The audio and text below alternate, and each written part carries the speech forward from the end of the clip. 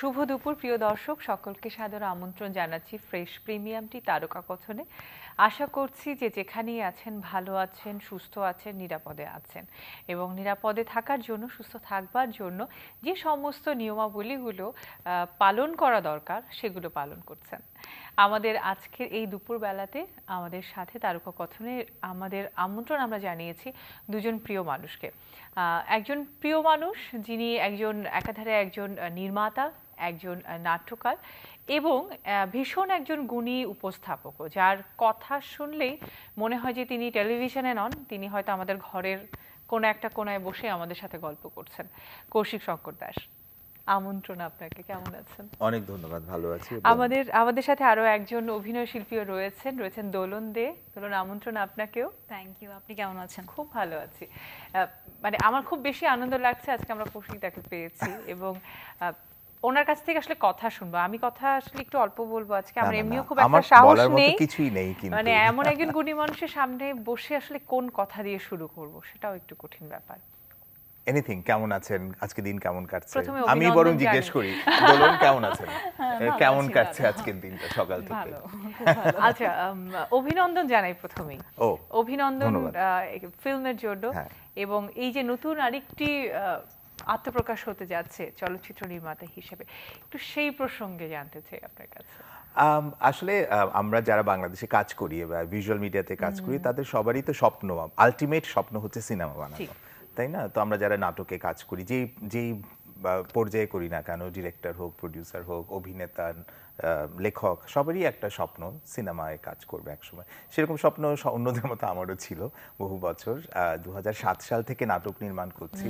তো সবসময় আমার কিন্তু আসলে কাজ শুরু, ভিজুয়াল মিডিয়াতে কাজ শুরু একটা সিনেমার মাধ্যমে।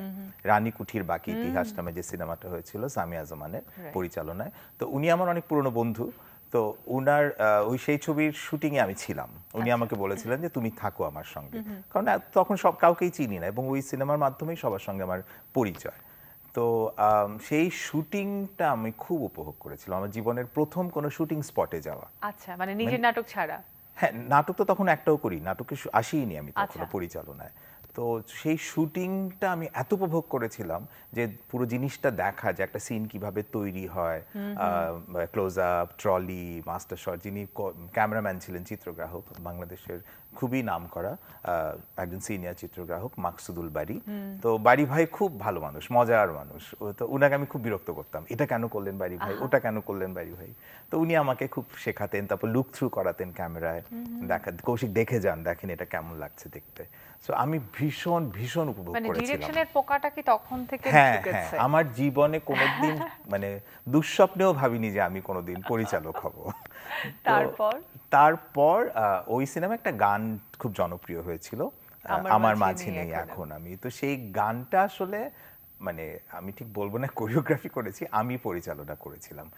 কারণ আমাদের যিনি কোরিওগ্রাফি করার কথা ছিল তার সঙ্গে শেষে কোনো একটা কারণে উনি আর কাজটা করতে পারেননি। তখন শিডিউল নেওয়া আছে, আমরা শুটিং স্পটে চলে গেছি, কাজটা তো করতে হবে।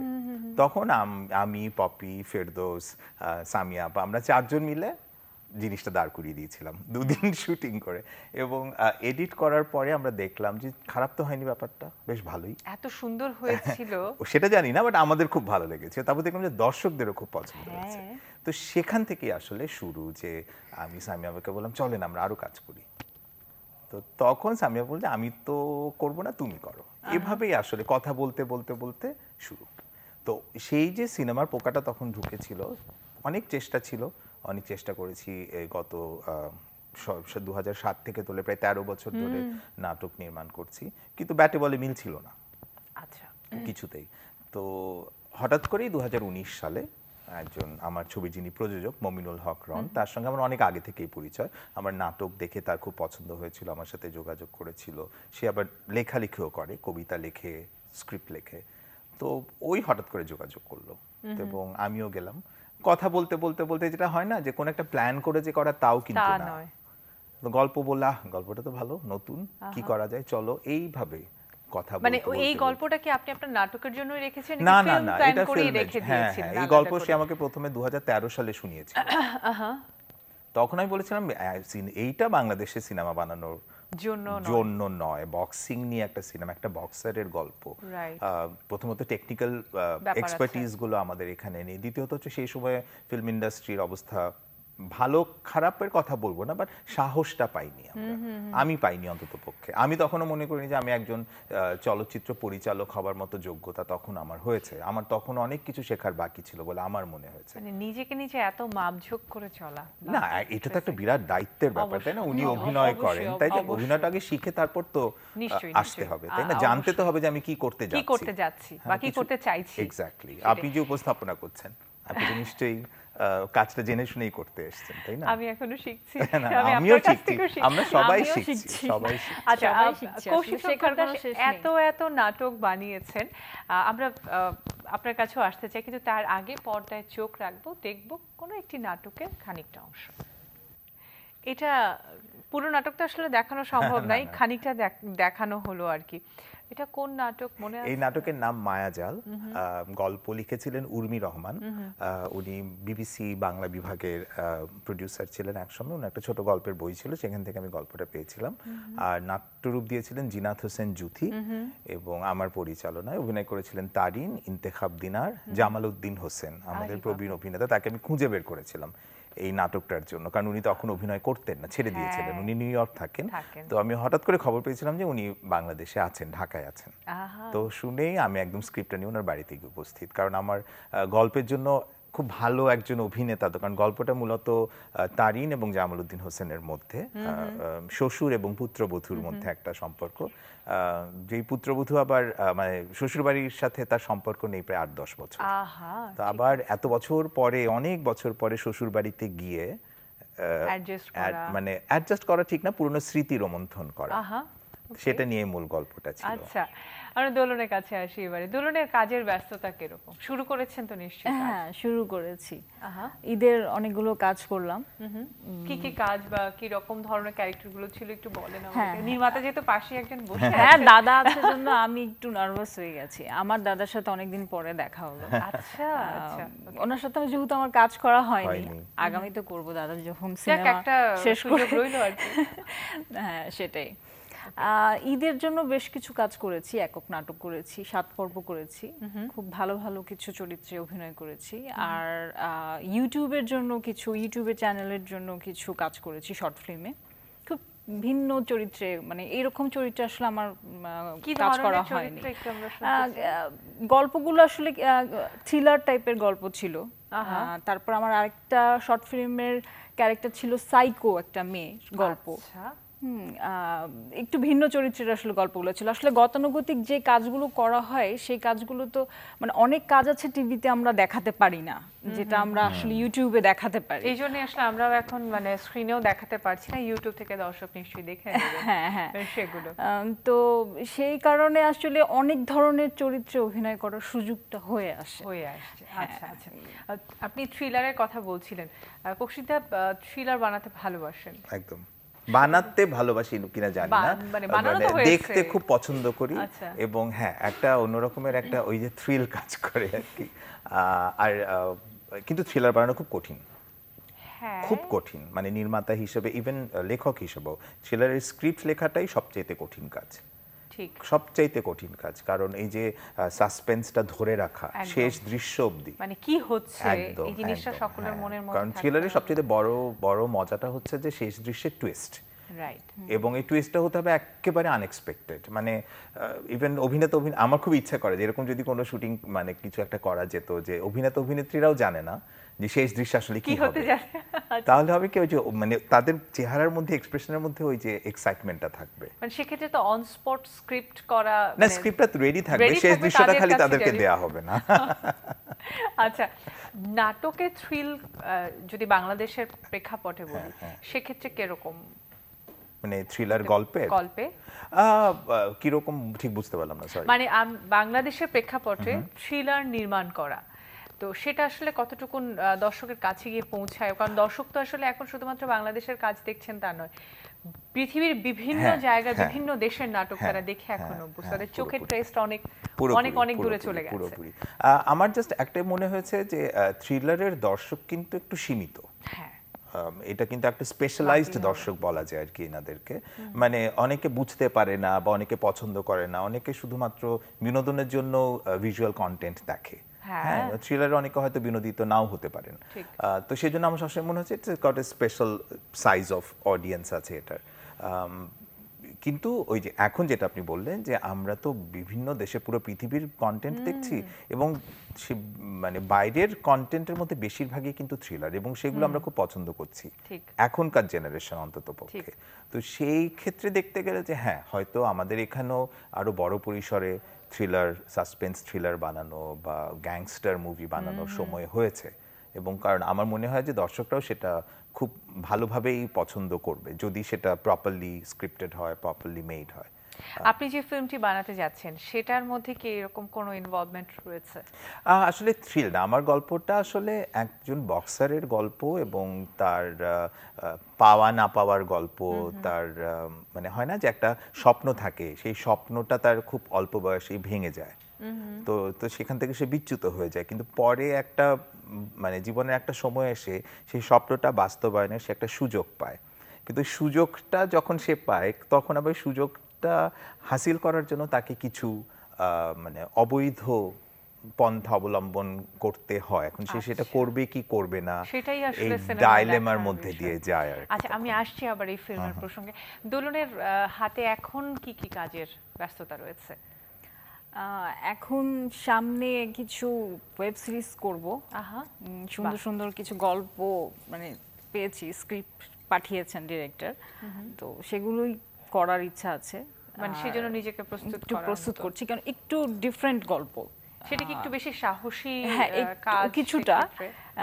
কিছুটা আর হচ্ছে গল্পগুলো একটু বেশ ভিন্ন। মানে কি ধরনের ভিন্ন?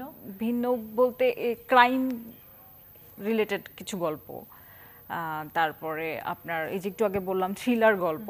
একটা গল্প তো আমি এমন পেয়েছি যে আমি স্ক্রিপ্ট পড়েছি 5 বার, আমি তারপরেও বুঝিনি গল্পটা কি। আচ্ছা, দেন আমি ডিরেক্টরকে ফোন দিলাম, দেওয়ার পরে সে আমাকে তুমি পড়েছো ঠিক মতো? আমাকে আমি 5 বার পড়েছি। তুমি আবার পড়ো, মাথা ঠান্ডা করে পড়ো, এত তাড়াহুড়ো করে বলার দরকার নেই, প্রয়োজন হলে তুমি সকালে বলো। মানে রাতে ফোন দিয়েছিলাম, তারপর আমি সকালে ঘুম থেকে উঠে 1 কাপ চা খেলাম, খাওয়ার পরে আবার পড়লাম। পড়ার পরে আমার মনে হয় যে আমি 75% বুঝতে পেরেছি, বাকি 35% আমি বুঝতে পারিনি। তো তারপরে তখন তাকে আবার ফোন দিয়ে বললাম যে আমি হ্যাঁ এটা এটা এটা আমি বুঝতে পেরেছি। তখন সে আমাকে 35% বুঝিয়ে দিলেন যে এটা এরকম এরকম। আমি বললাম আচ্ছা, এই গল্পটা দর্শক বুঝতে পারবে? মানে একজন অভিনেত্রী হিসেবে কিন্তু আমার নিজেরই বুঝতে অনেক সময় লেগেছে। এত চমৎকার গল্প উনি লিখেছেন। ওনার নাম হচ্ছে নিয়াজ চন্দ্রদীপ। খুব সুন্দর গল্প লিখেছেন, খুব ভালো, খুবই ভালো লিখেছেন। এবং যারা কবিতা পছন্দ করে, যারা গল্পের বই পড়ে, তাদের মানে এই গল্পটা খুব ভালো লাগবে। এবং আমি সত্যি অভিনয় করে খুব মানে হ্যাঁ, এটা শুরু হয়ে গেছে। আমি অলরেডি না, এখন দেখানো, এখন শেষ হয়নি, ডাবিং শেষ হয়নি আমাদের। আচ্ছা আচ্ছা। তো খুব সুন্দর একটা গল্পে কাজ আর করেছি। কারা কারা আছেন কো-আর্টিস্ট? এখানে দুজনের গল্প, একজন নারী এবং একজন পুরুষের গল্প, কিন্তু দুজনেই দুটো করে ক্যারেক্টার প্লে করেছেন। আমি দুটো, এবং আমার কো-আর্টিস্ট ছিল হচ্ছে আনন্দ খালেদ ভাই। উনিও দুটো ক্যারেক্টার প্লে করেছেন, আমিও দুটো ক্যারেক্টার প্লে করেছি। মানে 4টা ক্যারেক্টার দুজনে মিলে ইয়ে করেছি। এটাই আর কি আপনি যেটা বলছিলেন না, যে পরিবেশটা বা সুযোগটা আছে কিনা, এই যে এই তরুণ যারা আছেন তারাই কিন্তু নিজেরাই এই সুযোগটা তৈরি করে নেবেন, জায়গাটা তৈরি করে নেবেন। হ্যাঁ, জায়গাটা তৈরি হচ্ছে। আচ্ছা, আমি আবার যদি ফিল্মের প্রসঙ্গে আসতে চাই, ফিল্মের নাম কিন্তু শোনা হয়নি। ফিল্মের নাম আমরা রেখেছি আপাতত পাঞ্চ, ঘুষি। ঘুষি। আচ্ছা, এই যে বক্সিং ইস্যু নিয়ে ফিল্মটা তৈরি হচ্ছে, একবার বক্সিং কেন্দ্রিক কি যদি বলি, সেক্ষেত্রে বাংলাদেশের ওই টেকনিক্যাল জায়গাটা কি আসলে মানে ফুলফিল করা যাচ্ছে? এটাই আমাদের, ওই জন্যই আমরা তো মানে প্রায় 1 বছর ধরে প্রি প্রোডাকশনের কাজ করেছি। মানে স্ক্রিপ্ট লেখা, কাস্টিং ঠিক করা, কস্টিউম ঠিক করা, তারপর লোকেশন খুঁজে বের করা, খুব অসুবিধা হয়েছে আমাদের, কারণ আমাদের কিছু পার্টিকুলার টাইপ অফ লোকেশন দরকার বক্সিং এর সিনগুলো দেখানোর জন্য। হ্যাঁ, সেটা একেবারেই নেই।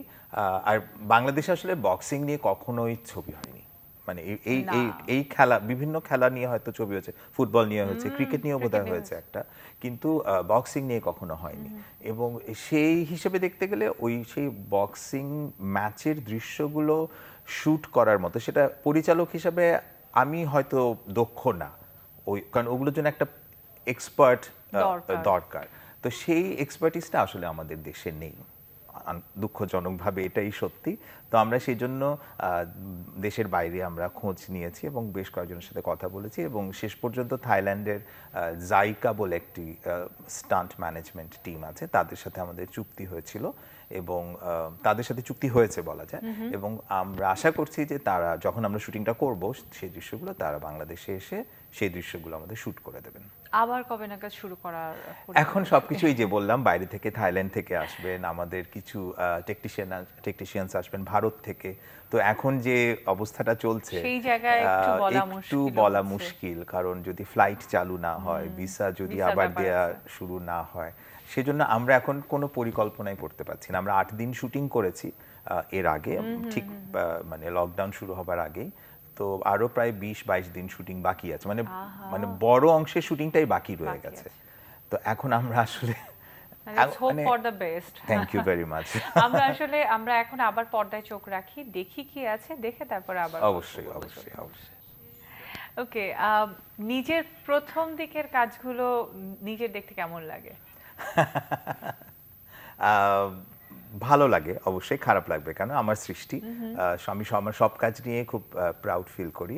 তবে হ্যাঁ, এখন এত বছর কাজ করার পরে তো যেটা বললাম, অনেক কিছু শেখা হয়েছে, অনেক কিছু বোঝা হয়েছে। তো এখন হয়তো কিছু কিছু দৃশ্য ভাবে শুট করব না, অন্যভাবে করব। আচ্ছা, শোনা যায় কৌশিক শঙ্কর দাস স্টার কাস্ট ছাড়া কাজ করে না, এটা খুবই বাজে কথা বলছি, যে এভাবে বলা উচিত না। না, আসলে ব্যাপারটা হচ্ছে কি, আমি যখন কাজ শুরু করেছিলাম 2006-07 সালের দিকে, তখন আমি যাদের সাথে কাজ করতাম, আমি নিজেও একজন নবীন নির্মাতা, তখন আমাকে কেউ চিনেন না এবং আমিও কাউকে চিনি না। তো তখন যারা নতুন কাজ করা শুরু করেছিলেন, অপূর্ব, তিশা, সজল, রৌনক, মুনমুন, হ্যাঁ, নাইমের ইনফ্যাক্ট এটা প্রথম নাটক যেখানে সে প্রধান চরিত্র অভিনয় করেছিল ইয়েতে, এবং ওকে আমি একটা কফি বল থেকে আবিষ্কার করেছিলাম। মানে আমার খুব পছন্দ হয়েছিল ওকে দেখে। আমার একটা ক্যারেক্টার ছিল এরকম, আমি জাস্ট স্ট্রেট গিয়ে জিজ্ঞেস করেছি, আপনি অভিনয় করবেন? তো এখন এই গল্পটা আমি এই কারণেই বললাম, যে এই যে বললাম স্টার কাস্টিং ছাড়া আমি কাজ করি না, এটা পুরোপুরি মিথ্যা কথা। কারণ তখন কিন্তু আমি অন্যভাবে বলছি না, সেভাবে বলেও, মানে সেভাবেও খুব যে জনপ্রিয় সকলে হয়েছেন তা তখনও তারা কাজ শুরু করেছেন মাত্র, এবং চোখে পড়া শুরু করেছেন, এবং তখনই কিন্তু আমি তাদেরকে নিয়ে নিয়মিত কাজ করেছি। আমি তারিনের যে ক্লিপটা দেখা গেল, সেই নাটকটা কিন্তু শুটিং করেছি 2010। আচ্ছা, এবং ওটা ছিল ওর সাথে আমার প্রথম নাটক। ওকে, হ্যাঁ। তো যেটা হয় না, যে কাজ করতে করতে আমিও একটু বয়স হয়ে গেছে, বুড়ো হয়ে গেছি, একটু সিনিয়র হয়ে গেছি, তো এখন চ্যানেল বা প্রযোজকরাও চান যে আমি যারা মোটামুটি একটু পরিচিত হয়েছেন, স্টার হয়েছেন, তাদের সাথে কাজ করি। কিন্তু আমার সব সময় নতুনদের সাথে কাজ করতে ভালো লাগে, সব সময়। আমি এটা এখনো চেষ্টা করি, আমি ফিল্মেও সেটা চেষ্টা করেছি। আমি যাদেরকে প্রধান 2 চরিত্রে কাস্ট করেছি, নিলয় যদিও নতুন নয়, কিন্তু মেঘলা নিলয়ের কথা, হ্যাঁ, মেঘলা মুক্তা আমার সিনেমার নায়িকা চরিত্রে অভিনয় করছে। ওর সাথে আমার কোনো কাজই হয়নি, ওর সাথে আমার পরিচয় নেই। ও হায়দ্রাবাদে থাকে, ওখানে একটা সিনেমা শুটিং করছিল, আমি ওখানে ওকে ফোন করেছি যে আমি একটা সিনেমা বানাচ্ছি, তুমি কি কাজ করতে আগ্রহী, আমি তোমাকে স্ক্রিপ্টটা পাঠাচ্ছি। নিলয় আর মেঘলা ছাড়া আর কারা কারা? আসলে মোমেনা চৌধুরী আছেন, তার সাথে কাজ হয়েছে। তারপরে বাবু ভাইকে একটা চরিত্রের জন্য, ফজলুর রহমান বাবু, ওনার চরিত্রের জন্য বলবো বলে ভেবে রেখেছি। উনি যদি রাজি হন আমরা খুব খুশি হব। তারপরে তবে সে অর্থে দেখতে গেলে ফরহাদ লিমন নামে একজন নবীন অভিনেতা আছেন, তাকে সে একটা চরিত্র, খুব গুরুত্বপূর্ণ চরিত্র অভিনয় করছে। এবং আরেকটা চরিত্র আছে যেটাতে আমি এখনো ঠিক সেভাবে কাস্টিংটা ফাইনাল করতে পারিনি। মেইন যে অ্যান্টাগনিস্ট যাকে বলা হয়, ভিলেন না, মানে সেই চরিত্রের জন্য আমি চিন্তা করছি যে বাইরে থেকে কাউকে, দেশের বাইরে থেকে কাউকে আনা যায় কিনা, কারণ ঠিক ওই লুকটা আমি না এখানে কারোর মধ্যে খুঁজে পাচ্ছি না। একজন নির্মাতা কৌশিক শঙ্কর দাস, তিনি কি ভীষণ পারফেকশনিস্ট? একদম এটা খুব বদনামও আছে আমার, আমি খুব বকাঝকা করি, চিৎকার চেঁচামেচি করি সেটে। আপনি পারেন? হ্যাঁ, আমার কাজের ক্ষেত্রে আই ওয়ান্ট 200% ডেডিকেশন। সেটা ঠিক আছে, এইটা হ্যাঁ, কিন্তু কিন্তু ওই যে আপনি বলছেন যে ঝগড়া করা, চিৎকার চেঁচামেচি করা, এটা মানে নিতে এটা পারছেন, এটা এটা এটা দর্শকেরও জিজ্ঞেস নিতে পারছে। এই কথাটা জিজ্ঞেস করা উচিত তিশা, সজল, অপূর্ব, এটা ঠিক। নিশো, এদেরকে জিজ্ঞেস করা এর উচিত। পরে আসলে আমি জিজ্ঞেস ওরা করবো। বলবে, আমি নাম বলবো না, আমি এমন হচ্ছে রেগে মেগে থাপ্পড়ে মেরে দিয়েছি। তারপর না না, ওরা কিছু, ওরা জানে যে আমি হয়তো দাদাবাজি নিজের করবে। রাগটা সংবরণ করতে পারিনি, কিন্তু না, হ্যাঁ, কাজের ক্ষেত্রে আই ওয়ান্ট 200% ডেডিকেশন, 100%ও না। কারণ আমার কথা হচ্ছে যে যখন আমি যদি 9টায় কল টাইম দেই, সেই 9টার কল টাইমে যদি আমার পুরো ইউনিট এসে উপস্থিত হতে পারে, তাহলে সবারই উপস্থিত হওয়া উচিত, অবশ্যই সত্যি। তাই না? একদম। এবং 9টার কল টাইমটা কেন দেওয়া হচ্ছে? একটা বিশেষ কারণেই তো দেওয়া তাই, হচ্ছে। তাই। যদি 9টার সময় প্রয়োজন না হয় কাউকে, তাহলে তাকে তো দুপুর 12টায় কল টাইম দেওয়া হবে। ঠিক আমার যুক্তিটা সেখানে। ঠিক হ্যাঁ, ঠিক। তো কাজে এই জিনিসগুলো আমি খুব খুব খুব মানে ইয়ে করি, মেনটেন করার চেষ্টা করি আমার কাজে। কিন্তু এত সুন্দর করে কথা বলছি, আমি শুধু তাকিয়ে তাকিয়ে গিলছি কথাগুলো। মেঘলার নানান রকমের কাজ, এত কিছু গেল উত্তোলনের, কিন্তু এর মাঝখানে যদি বলতে চাই যে কোন কাজগুলো করতে বেশি ভালো লাগছে, টেলিভিশনের কাজগুলো নাকি ওয়েবের কাজগুলো? টেলিভিশনের কাজ তো সবসময়ই ভালো লাগে, কিন্তু ভিন্ন চরিত্রে অভিনয় করার সুযোগ আসলে আমি টেলিভিশনের বাইরেই পেয়েছি, তো ওটার কথাই আমি আসলে বলবো। হ্যাঁ, আমাকে এভাবে কখনো আসলে দেখা যায়নি, আমাকে এই সুযোগটাও হয়তো কেউ এভাবে দেয়নি যে নিজেকে আমি ভেঙে আবার গড়ার নিজে সুযোগের মতো। এক্স্যাক্টলি এরকম চরিত্র আমি যে করতে পারবো, এই কনফিডেন্সটা আমার উপরে রাখাও কিন্তু একটা নির্মাতার কাছে জরুরি, হ্যাঁ। বেশ বড় বিষয়। তো এটা আমার কাছে আসলে খুব বড় পাওয়া। বাহ। আর এরকম চরিত্র অভিনয় করে আসলেই মনে হয় যে না, আমার আরো কত কিছু শিখতে হবে, আমি আরো কত কিছু শিখিনি। তো এটা আসলে আসলে ওয়েব হয়ে সিরিজের যায়। বা ওয়েব কন্টেন্টের, অনলাইন কন্টেন্টের এটাই সবচেয়ে বড় সুবিধা যে শুধুমাত্র যে নির্মাতা না, অভিনেতারাও কিন্তু মানে নিজেদের নতুন করে আবিষ্কার করতে পারছে, এবং এই যে স্বাধীনতা যেটা আছে, হ্যাঁ, আমি জানি না এই স্বাধীনতাটা আমরা কতটুকু রক্ষা করতে পারবো ভালোভাবে, কিন্তু এই স্বাধীনতাটা আসলে খুব জরুরি ক্রিয়েটিভ লোকেদের জন্য। মানে যেমন উনার জন্য, উনি যে চরিত্রটার কথা উনি বলছিলেন, দুটো চরিত্র করেছেন, সেই যে স্বাধীনভাবে মানে কোনো রকমের টেনশন ছাড়া যে উনি কাজটা করতে পারছেন, হ্যাঁ, এটা যে কতটা জরুরি একটা ক্রিয়েটিভ মানুষের জন্য, সেটা আসলে খুবই খুবই আসলে বলার অপেক্ষা রাখে না। সময় এত সুন্দরভাবে বদলাচ্ছে, যেমন একটা সময় আমরা টেলিভিশনে দেখতাম, টেলিভিশন থেকে এখন টেলিভিশনটাই ছোট হাতের মুঠোয় চলে এসেছে, মোবাইলে আমরা এখন টেলিভিশন দেখছি, এবং কতজন দেখতে পাচ্ছেন সেটাও কিন্তু এখন একটা ক্লিকের মাধ্যমে দেখা সম্ভব।